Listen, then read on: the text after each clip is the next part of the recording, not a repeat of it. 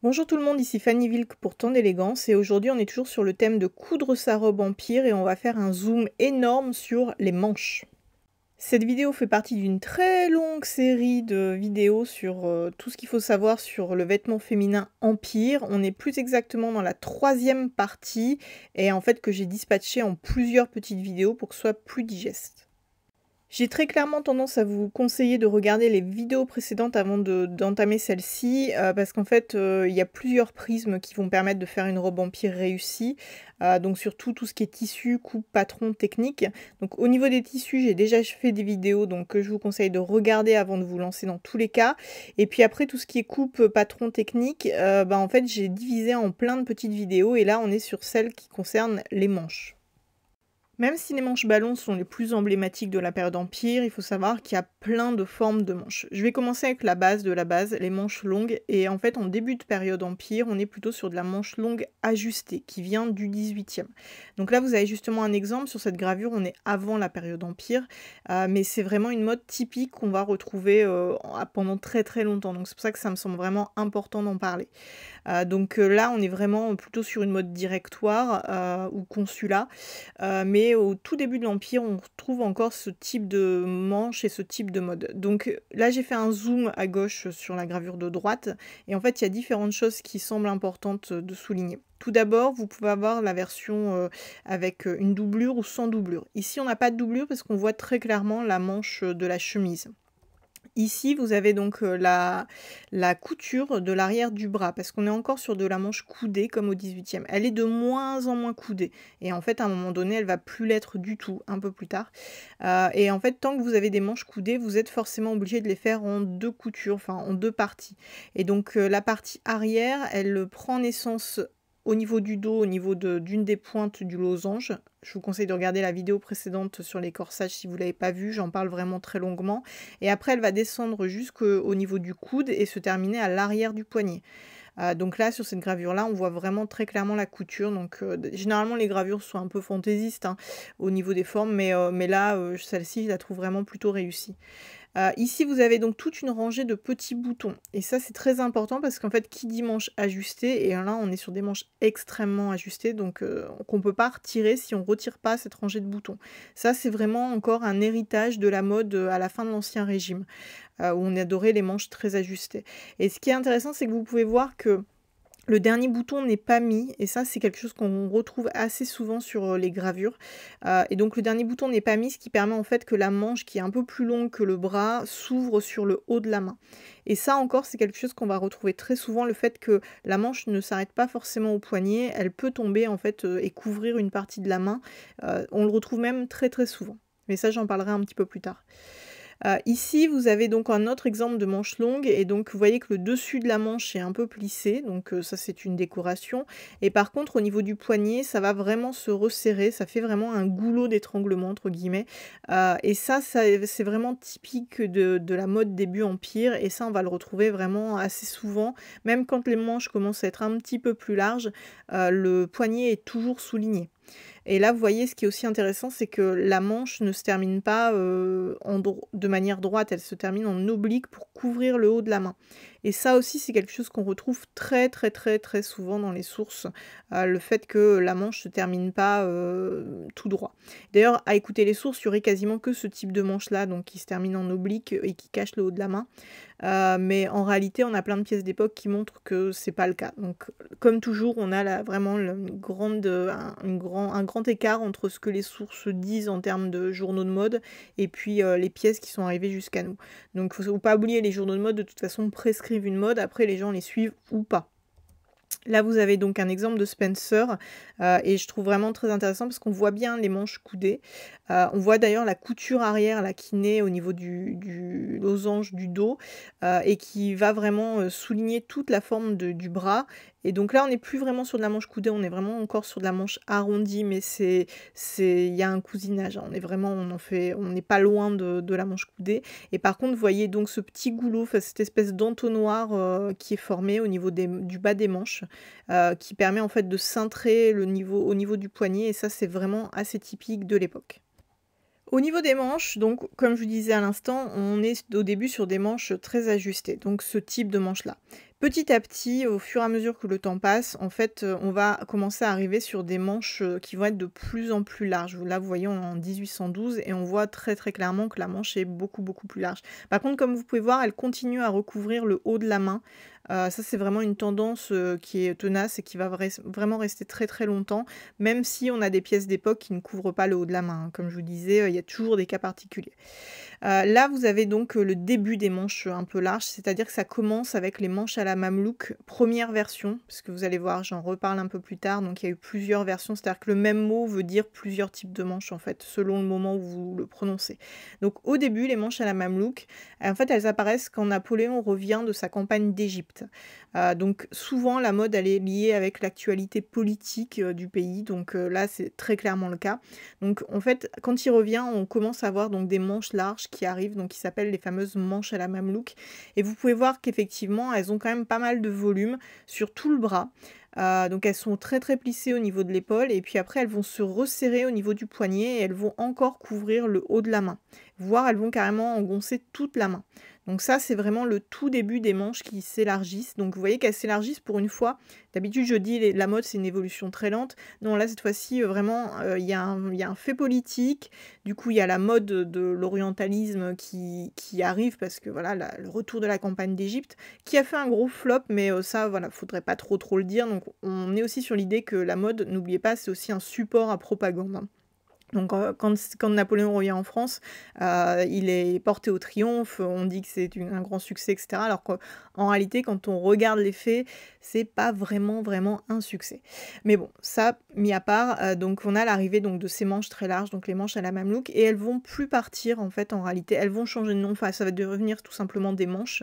Mais par contre, on va pouvoir en fait, grâce à ces manches un peu larges, commencer à jouer un petit peu avec les volumes. Donc c'est pour ça que à partir du moment où les manches larges arrivent, vous avez pas mal de décorations qui apparaissent en fait. On n'est pas encore vraiment sur de la garniture sera la prochaine vidéo. On est vraiment sur des façons de draper les manches pour leur donner un petit peu des formes un peu sympas, faire comment dire, un peu des motifs dans la manche. Donc ici par exemple, vous avez tout simplement la manche à l'arrière qui est en fait froncée. Donc généralement soit autour d'un petit bouton, soit en fait autour d'une boule de ouate. Là, à mon avis, vu la gravure, c'est autour d'une boule de ouate pour lui donner justement en fait du volume un peu en 3D. Donc ça fait vraiment une petite boule qui est formée grâce au tissu et donc dans laquelle, comme je vous disais, on met une petite boule de ouate et on va l'entourer en fait. Et donc ce qui fait que ça va tirer le tissu tout autour et ça va permettre de froncer vraiment de manière un peu sympa l'arrière de la manche.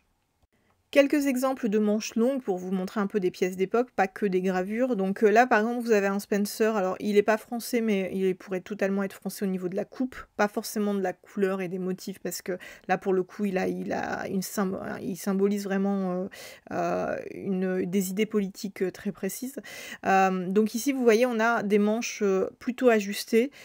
Et par contre qui se terminent en entonnoir, donc comme je vous le disais tout à l'heure. Donc on est vraiment sur les manches plutôt fin 18e que période empire à part entière. Là vous avez des manches un peu plus larges, donc elles sont en tulle, donc n'oubliez jamais, vous pouvez complètement jouer sur les matières en fait quand vous faites des manches. Là, vous avez la version justement en toile et donc vous avez des manches un peu plus standards, donc un peu plus larges. Ce qui est assez amusant, c'est que vous voyez que la tête de la manche est un peu plus bouffante que le bas de la manche. Et ça, c'est vraiment quelque chose aussi d'assez typique. J'en parlerai très très très longuement dans les slides suivantes. Mais là, voilà, là vous avez vraiment des manches assez basiques, assez standards pour une robe empire à manches longues.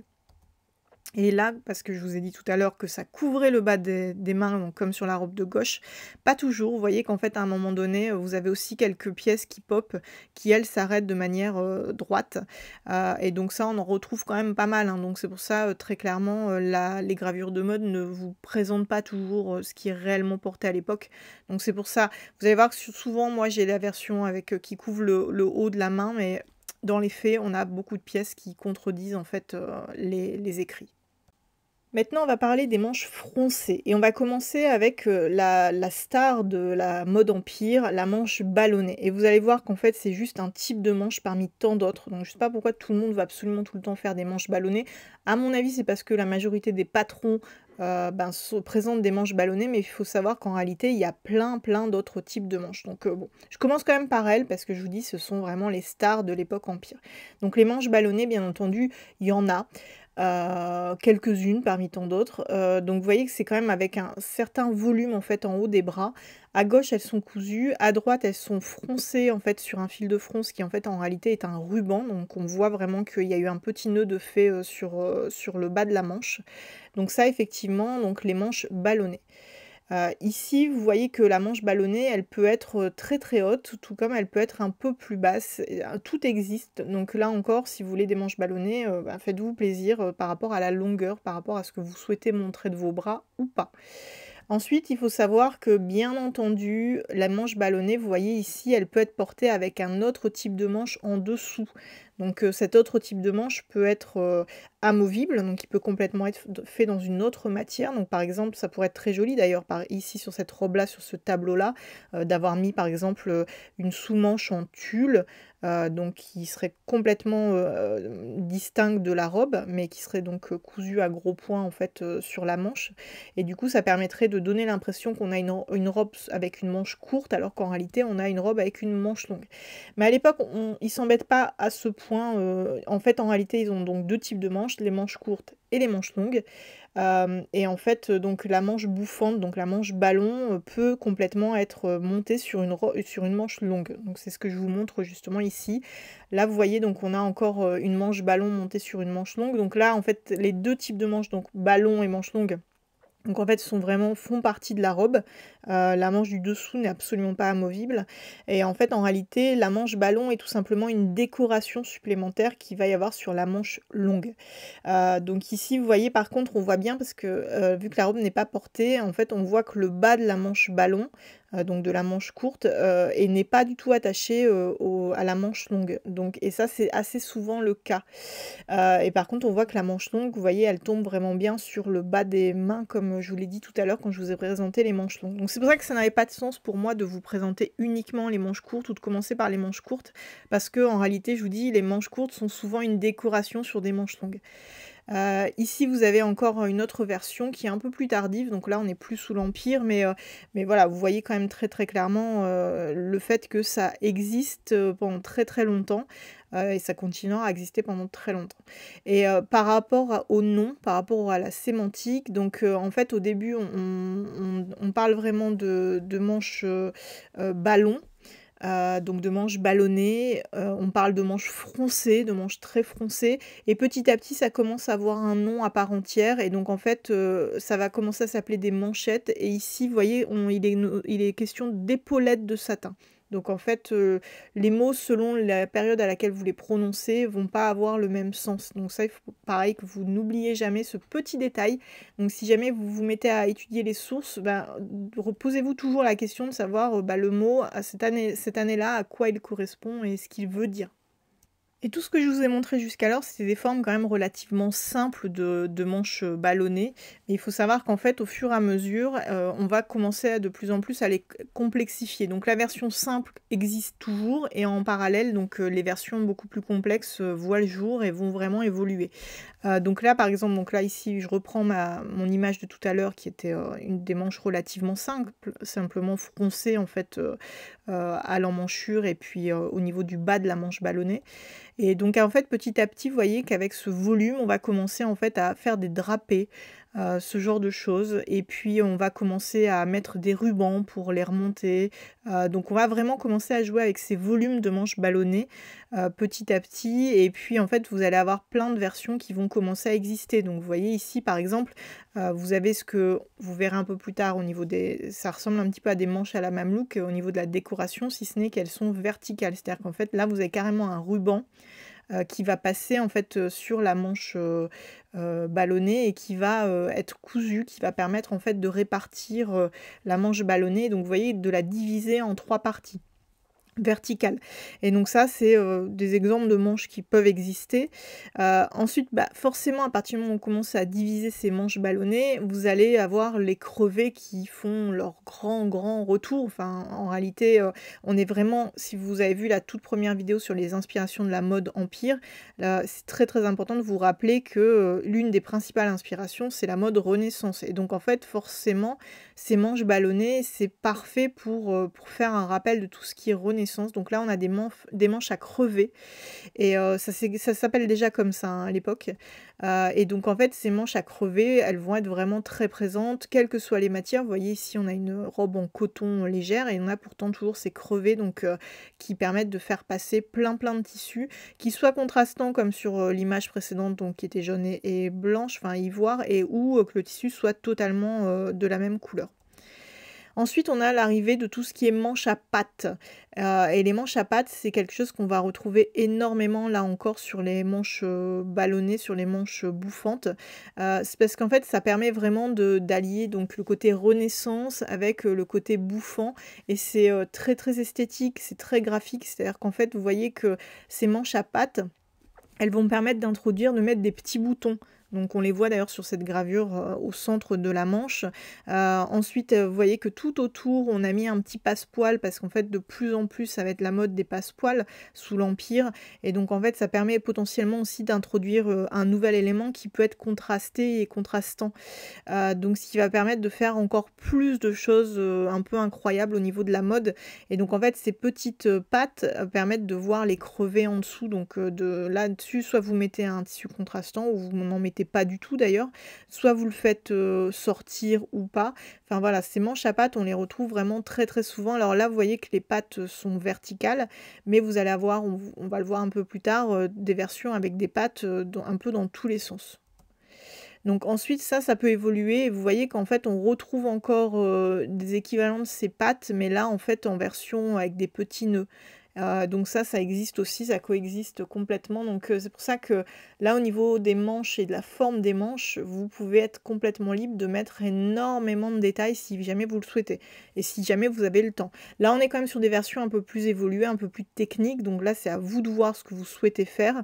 Tout existe par rapport à ce que je vous ai montré et à mon avis, je ne vous montre qu'une toute petite partie de ce qui peut exister parce que rien ne vous empêchera quand vous ferez vos recherches, quand vous surferez sur internet, de trouver d'autres formes de manches tant que globalement la forme un peu ballon est respectée. Donc là, vous voyez qu'on a carrément gardé uniquement les pattes et on fait plus du tout ressortir le tissu des crevés. Donc ça, c'est pareil, ça existe complètement. Et bien entendu, il faut que vous vous rappeliez que toutes ces manches ballons, elles vont rester dans la mode. Là, on est sur la mode suivante, donc la mode romantique. Et comme vous pouvez voir, c'est une manche avec des grosses manches. Enfin, c'est une mode avec des grosses manches, des très grosses manches. Donc on n'est plus sur de la manche ballon, plus très ronde, mais on est vraiment sur de la manche disproportionnée. Donc on est vraiment sur l'évolution de ces manches rondes, de ces manches ballons. Au niveau des manches bouffantes, donc parce que c'est vrai que les manches ballons, c'est une catégorie de manches bouffantes parmi tant d'autres, en fait, vous n'êtes pas obligé du tout de mettre énormément de volume. Vous pouvez rester sur des manches bouffantes avec des tout petits volumes, si jamais vous ne souhaitez pas avoir des bras en mode muscle, en mode très large. Vous pouvez rester sur des tout petits volumes, l'un n'empêche pas l'autre. Donc vous voyez ici, vous avez donc un exemple de manches bouffantes, donc qui sont posées sur des manches longues. Donc là encore, le volume, c'est vous qui décidez s'il est très important. Alors faites pas non plus trop important parce que là, je vous dis, c'est vraiment la mode romantique plutôt. Sous l'Empire, c'est vraiment, ça forme un petit ballon. Ou sinon, pour les manches bouffantes plus classiques, ça va tout simplement former un petit peu quelques manches froncées, mais sans plus. Ici, vous avez justement des manches à moitié bouffantes. Alors pourquoi est-ce qu'elles s'appellent à moitié bouffantes? Parce qu'en fait, vous voyez que en fait, tout en bas, il y a une espèce de grand galon en fait, qui en réalité, je crois que ce sont des jours qui sont donc brodés dans la robe. Et en fait, donc la partie bouffante, c'est uniquement la partie très supérieure. Donc c'est pour ça qu'elle s'appelle à moitié bouffante, parce que si elles étaient complètement bouffantes, elles seraient comme la gravure tout à gauche. C'est-à-dire qu'en fait, le côté bouffant irait jusqu'en bas de la manche un peu ballonnée. Là, vous avez donc une manche bouffante sur laquelle on a fait courir un fil de fronce au milieu du côté bouffant, donc avec un ruban, ce qui permet de rajouter une décoration supérieure, donc de faire un peu une manche bouffante qui est cassée un peu en deux et qui peut vous permettre, si jamais vous n'êtes pas à l'aise avec le côté volume en fait de la manche bouffante, ben, rien ne vous empêche de faire une manche bouffante et puis de casser ce volume par des décorations. Donc là, en l'occurrence, c'est un fil de fronce. Là, vous avez donc des bouts de manche en gueule de loup. Alors là, c'était tout simplement pour introduire aussi le fait que le bas de la manche peut avoir en fait un plissage un peu particulier. Quand c'est des gueules de loup, donc comme ici, en fait, ce sont vraiment des plis ronds très larges et très visibles. Donc là encore, le bas de votre manche bouffante, vous pouvez soit coudre tout et puis finir simplement par un ruban ou d'ailleurs qui peut être dans la matière de votre robe, ou vous pouvez aussi lui donner un peu des formes, et donc comme ici, vous voyez, avec des manches en gueule de loup. Mais là encore, en fait, des formes de bas de manche, il y en a toute une quantité incroyable, et il serait complètement impossible de toutes les lister de toute façon dans une vidéo. Ça serait quasiment le travail d'une vie, à mon avis. Là, vous avez donc à droite un exemple de bas de manche bouffante, donc avec tout simplement, comme je vous disais, une coulisse. Et ça, si jamais vous commencez, que vous voulez une manche bouffante, moi je vous conseille de faire ça.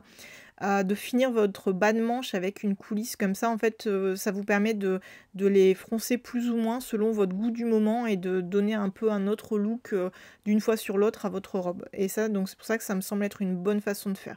Là, vous voyez que le ruban, en fait, est sous le bras. Donc dans l'idée, là, on ne voulait pas trop montrer que c'est froncé par un ruban. Mais vous pouvez aussi mettre le ruban au-dessus du bras si jamais vous voulez que le ruban en fait fasse partie intégrale de la décoration de votre robe. Là ici, je voulais vous mettre cette gravure, c'était pour, enfin cette photo, c'est pour vous montrer un peu quand vous avez une manche bouffante, comment sont répartis les volumes. Alors globalement, ils sont répartis soit en arrière, soit au-dessus, soit en arrière et au-dessus. Des fois, il y en a un petit peu devant.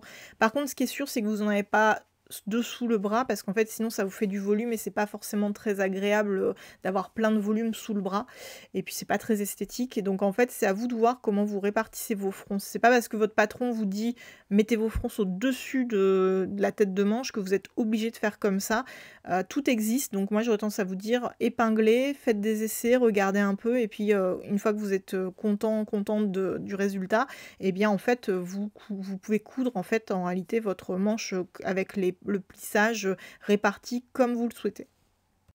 Maintenant, si jamais vous n'avez pas le bon patron pour faire des manches bouffantes, des manches par exemple ballon pour la version la plus bouffante qu'on puisse imaginer, et bien dans ce cas-là, je vais vous donner quelques petits trucs pour réussir. Alors si vous avez un patron de manches longues, en fait tout ce que vous avez à faire, c'est de toute façon, il faut que vous obteniez ça, ce que je viens d'entourer en bas, en rouge, donc le patron manche courte, ajusté. Donc soit vous avez directement cette forme de manche là dans votre patron parce que c'est un patron de manche ajusté, manche courte, soit vous avez des manches ajustées longues. Et bien dans ce cas-là, en fait, ce que vous faites, c'est que vous allez taillader le bas de votre patron, vous allez couper de manière horizontale, et donc vous vous retrouvez du coup avec une manche ajustée de manche courte.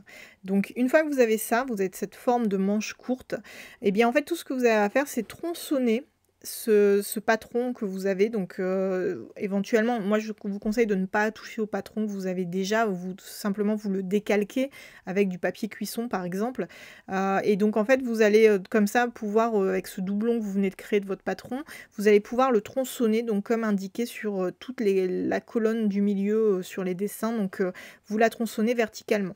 Ensuite, selon ce que vous souhaitez faire, eh bien, il suffira de réorganiser un petit peu les tronçons que vous venez de découper. Je vous conseille de les noter, de les marquer, de mettre des numéros comme sur l'image du milieu tout à droite. Vous voyez qu'en fait chaque tronçon a un numéro 1, 2, 3, 4, 5, 6, 7, 8 pour se rappeler à l'endroit où il va se placer, parce qu'un coup de vent est vite arrivé. Et donc, si jamais vous souhaitez des manches bouffantes, mais pas trop, et avec pas trop de volume sur la tête de manche, eh bien vous allez tout simplement faire un espèce d'éventail comme sur l'image en haut à droite. Donc vous allez écarter en fait le bas de vos tronçons, et ensuite vous allez redessiner donc la ligne qui est la plus en bas à quelques centimètres en fait de vos tronçons, ce qui va vous permettre en fait de vous donner du volume et de pouvoir faire une fronce au niveau justement du dessus de la manche.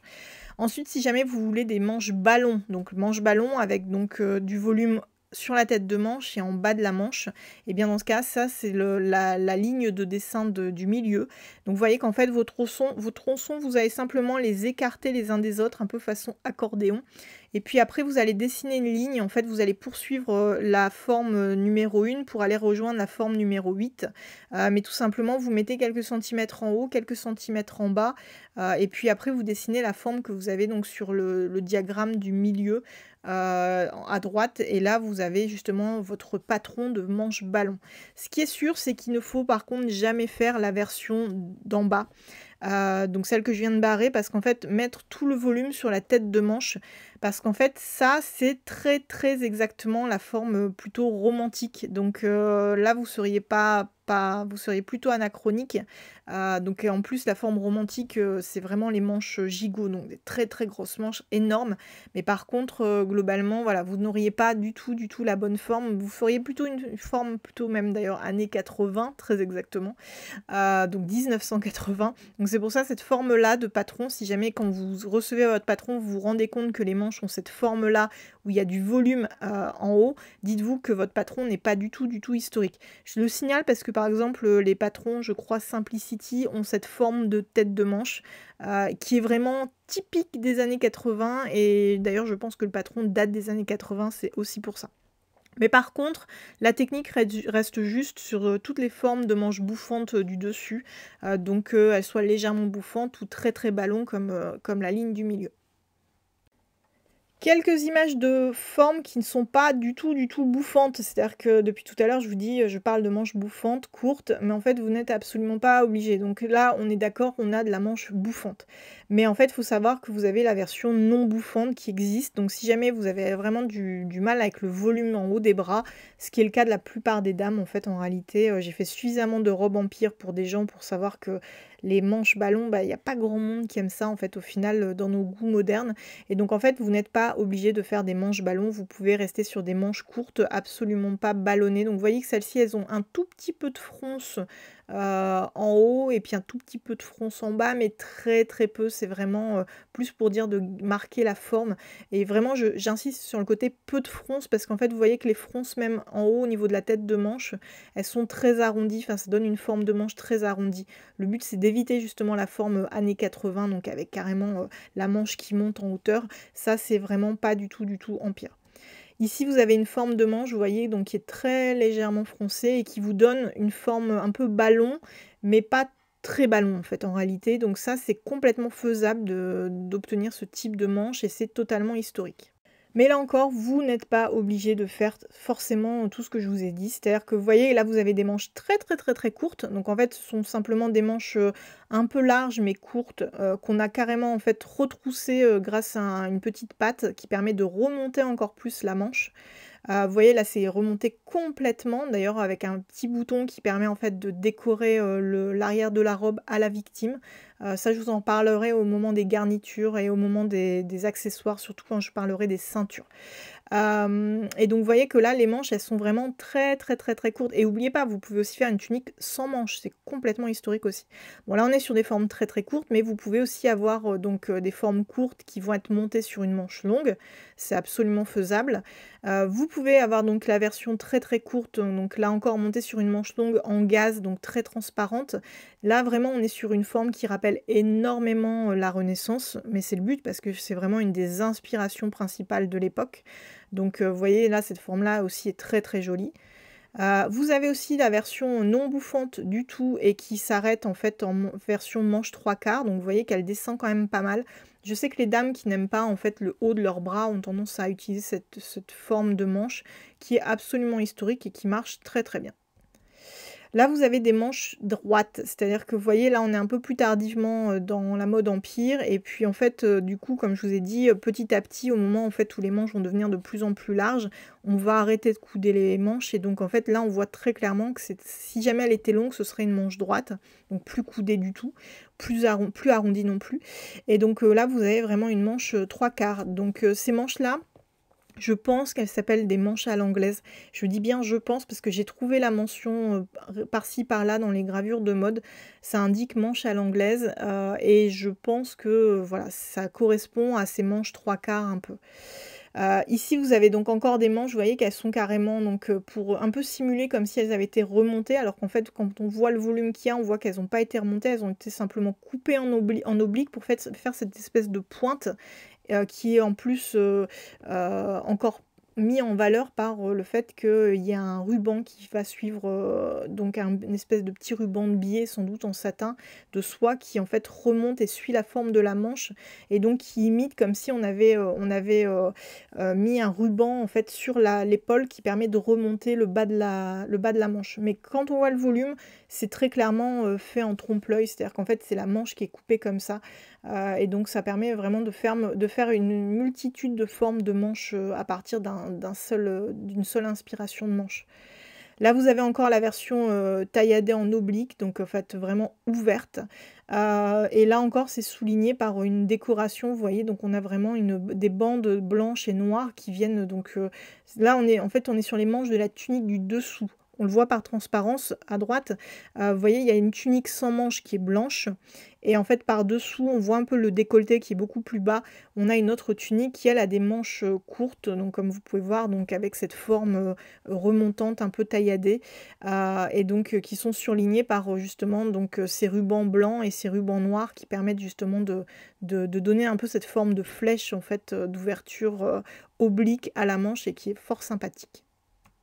Ici, vous avez encore une autre forme de manche. Donc en fait, on est sur de la manche courte, un peu comme si c'était de la manche ballon, mais qui serait coupée à ras. Donc en fait, en réalité, ça permet d'avoir en fait des mancherons. Donc en fait, ce qui va pas mal rester par la suite, qui existait déjà beaucoup avant parce qu'on a des manches sous la mode 18e.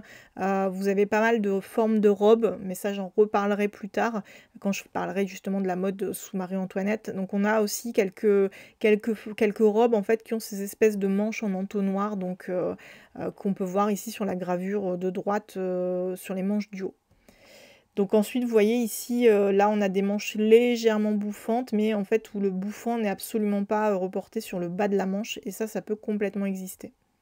Au niveau manches longues, je vous ai parlé tout à l'heure des manches à la mamelouk, et en fait, comme je vous l'ai dit, les manches à la mamelouk, elles vont vraiment évoluer avec le temps. Donc au début, c'est les manches un peu larges, et en fait, petit à petit, enfin je dis petit à petit, mais ça arrive très très vite, elles vont plutôt être signifier ces manches-là. Donc vous voyez qu'en fait, on a mis un ruban qui permet de resserrer un peu, de saucissonner en fait la manche de manière assez régulière, et ça rappelle énormément une décoration de manche sous la Renaissance. Donc c'est pour ça que ces manches-là, ces manches à la mamelouk, donc deuxième version, mais ça c'est moi qui vous le rajoute, le coup du deuxième version, parce que c'est simplement pour vous dire que, attention, c'est pas les manches à la mamelouk ou qui sont simplement resserrées au niveau du poignet. Là, elles sont resserrées à divers endroits. Donc ces manches à la mamelouk, elles sont vraiment très très très célèbres.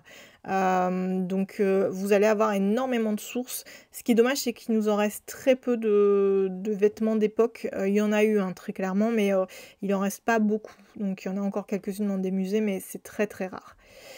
Ici, vous avez toujours des manches à la mamelouk, donc vous voyez que c'est simplement qu'on a mis un ruban un peu contrastant, donc pour vraiment styliser un petit peu ces manches un peu larges, qui étaient peut-être un peu trop larges déjà même pour le goût de l'époque.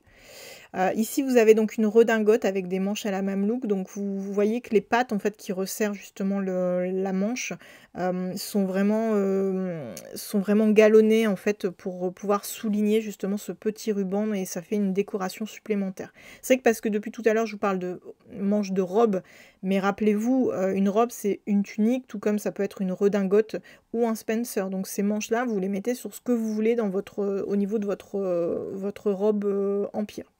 Comme je vous l'ai dit tout à l'heure, en fait, on assemble manches courtes et manches longues ensemble. Donc, on a déjà vu pas mal d'exemples, mais je vais vous en donner d'autres qui sont un petit peu plus incroyables, qui sortent un peu de l'ordinaire. Là encore, pour vous montrer que vous pouvez être vraiment créative.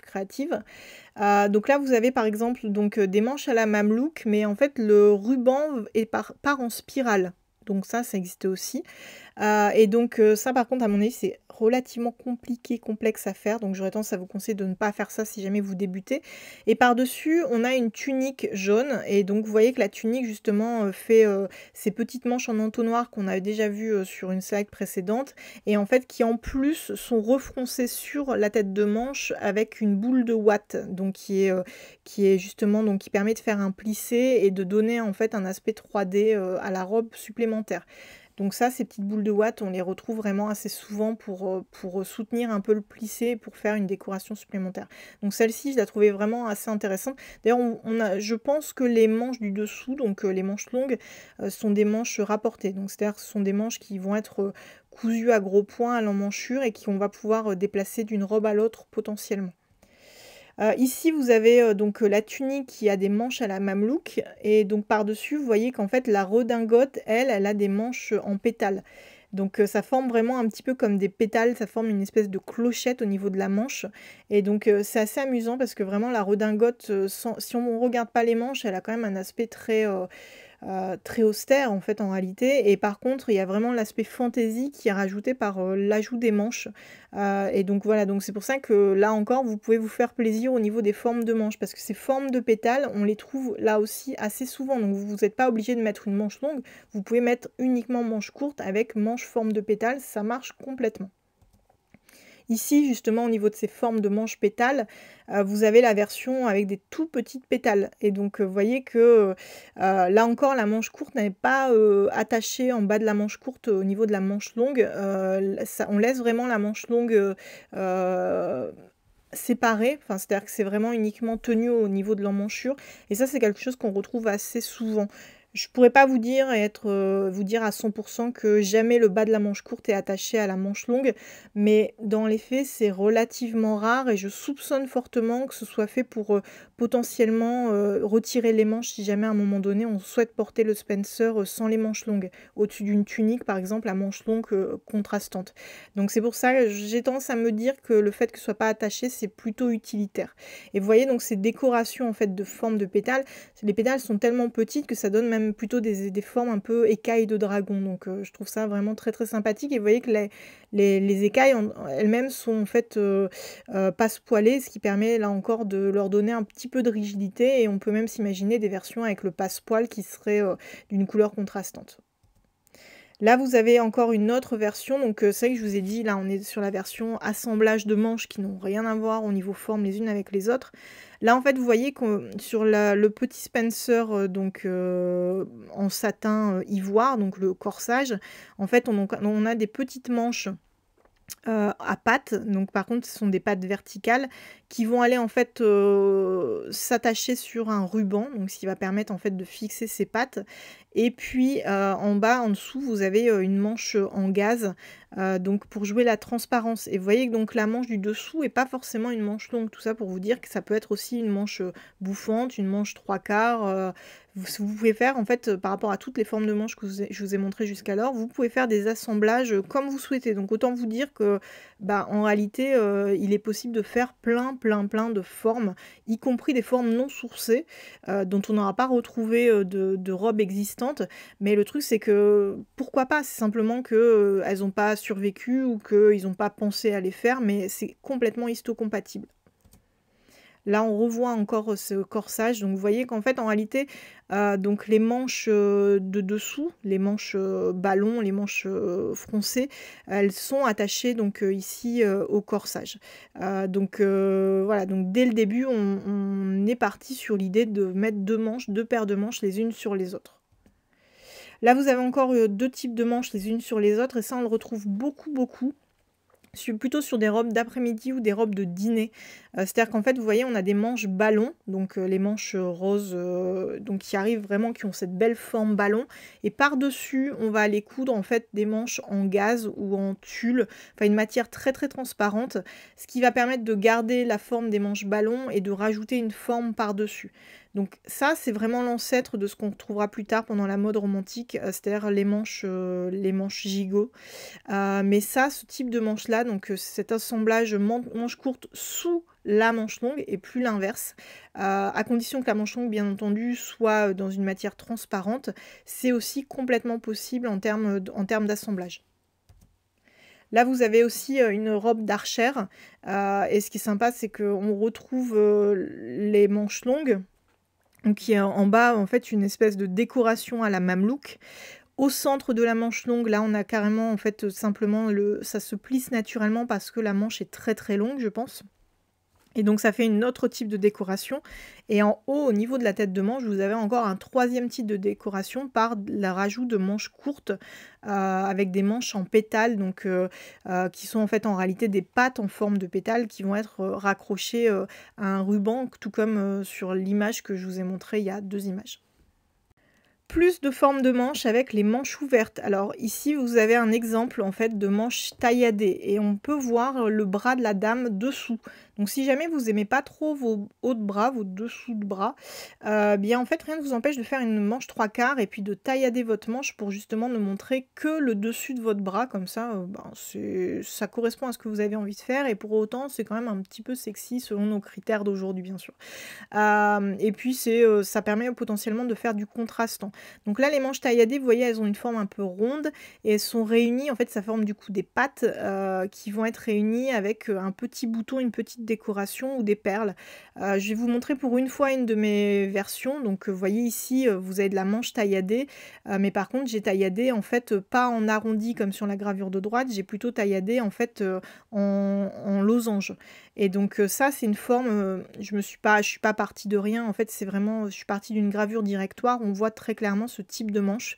Et ce type de manche, on va la retrouver pendant très très longtemps. Donc c'est pour ça, simplement, il faut faire évoluer la forme globale de la manche, mais ce genre de décoration, vous pouvez complètement les trouver. Et donc moi, ça m'a permis sur ce petit Spencer de travailler en fait en réalité sur le côté contrastant. C'est-à-dire qu'en fait, ma tunique du dessous est blanche et le petit Spencer, le petit corsage, lui, est rouge, en soie rouge. Donc comme ça, en fait, je peux justement contraster donc mon rouge par mon blanc. Et en fait, les 2 pattes se réunissent à chaque fois avec des perles. Mais rien ne vous empêche de mettre des petits boutons et des choses comme ça. Donc là, sur la photo de droite en bas, donc on voit un petit peu mieux justement le côté tailladé donc en losange. Et puis derrière on devine en fait des manches à la mamelouk, qui sont des manches 3/4 à la mamelouk, qui pour le coup je n'ai pas trouvé de source mais pourquoi pas. Parce qu'en fait il y a des manches 3/4, il y a des manches à la mamelouk, donc il y a forcément eu quelqu'un à un moment donné qui s'est dit: «Eh, et si je faisais des manches à la mamelouk 3/4?» Donc c'est pour ça, si vous ne trouvez pas les sources mais que c'est totalement possible, totalement probable, ne vous embêtez pas, enfin scientifiquement c'est une démarche absolument sourcée. Il n'y a rien qui s'oppose à faire des manches à la mamelouk 3/4. Si jamais je reviens sur mes manches ouvertes, manches tailladées, etc. Donc ici, vous avez en fait une redingote de casimir à manches ouvertes. Donc ce qui veut dire qu'en réalité, vous voyez que les petites pattes, là encore, sont plutôt arrondies. Donc ça forme un petit peu des manches tailladées, mais très peu tailladées. C'est-à-dire qu'en fait, l'ouverture est très petite. C'est pour ça que ça s'appelle plutôt à manches ouvertes. Et donc en fait, dessous, on a l'impression d'avoir en fait la manche de la robe, de la tunique que la dame a. Même si, à mon avis, même si ça s'appelle manche ouverte, je pense qu'elles sont pas si ouvertes que ça et que le tissu du dessous, il est cousu directement en trompe-l'œil en fait pour donner l'impression qu'on voit la robe alors qu'en réalité ça fait partie de la redingote elle-même. Ici, donc, vous avez des manches à l'anglaise. Donc, je vous dis, les manches à l'anglaise, pour moi, c'est, je pense, plutôt synonyme de manche 3/4. Et vous voyez qu'en fait, on simule le côté ouvert simplement par des drapés. Donc, c'est-à-dire que vous n'êtes pas obligé réellement d'ouvrir votre manche. Vous pouvez aussi tout simplement faire des drapés. Donc là, en fait, c'est réuni avec des petits boutons ou avec des petites perles, ce qui permet d'obtenir comme si, en fait, justement, vous aviez un peu la forme d'une robe, enfin, des manches ouvertes, même si les manches sont absolument pas ouvertes. Ici, vous avez justement ce côté drapé et réuni qui permet de donner un petit peu une forme. Donc à droite, c'est vertical et à gauche, c'est horizontal. Là encore, au niveau des décorations, faites-vous plaisir, soyez créatifs, tout ça, ça existe et vous pouvez complètement les utiliser ensemble. Ici, vous avez encore des manches garnies de crevés. Donc vous voyez quand c'est ouvert, en fait, ça forme des crevés. Et donc en fait, dessous, on a un tissu qui est donc beaucoup plus fluide et beaucoup plus volumineux, qui est retenu par des pattes qui sont elles-mêmes réunies, donc je pense ici par des perles. Et donc ça donne justement cette jolie forme de manche à crever. Et donc là, ici, j'ai trouvé une version existante. Donc vous voyez, en fait, sur la droite, on voit sur la longueur donc ces fameuses crevées qui sont en un seul tissu, c'est-à-dire elles sont elles-mêmes en un seul tenant. Donc c'est pour ça les crevées, soit vous les coupez pour mettre un tissu contrastant ou avec une autre matière qui va permettre d'avoir un volume et ce genre de choses, soit vous gardez le même tissu et dans ce cas-là, en fait, vous travaillez uniquement sur les drapés. Là encore, tout est possible.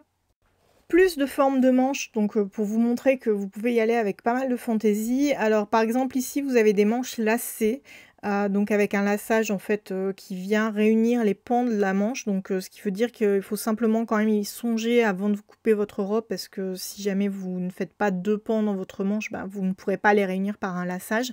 Donc là vous voyez qu'en fait, ça rappelle, le laçage du devant du corsage, donc qui est, fort sympathique. C'est très, très 18e, vous voyez pareil le bas de la petite manche courte, est pas droit, il part en triangle. Donc ça c'est vraiment, des découpes qui se font très, très fin 18e, mais qu'on continue à conserver et à garder. Et en fait ce qui est assez amusant, c'est que j'ai trouvé des sources qui montrent bien aussi que le côté, lacé, vous voyez, en fait, selon les modes, les 2 bords sont ultra rapprochés et se chevauchent quasiment. Et la mode d'après, les bords vont être très, très éloignés les uns des autres. Le but à chaque fois de la mode, c'est de créer des nouvelles modes, de créer des tendances qui font que, bah, il y aura les dames qui peuvent se permettre de toujours les suivre, donc celles qui ont plein d'argent, et les dames qui ont moins d'argent, elles vont du coup être à la traîne. Et ça va permettre vraiment de différencier les dames qui sont in des dames qui sont out.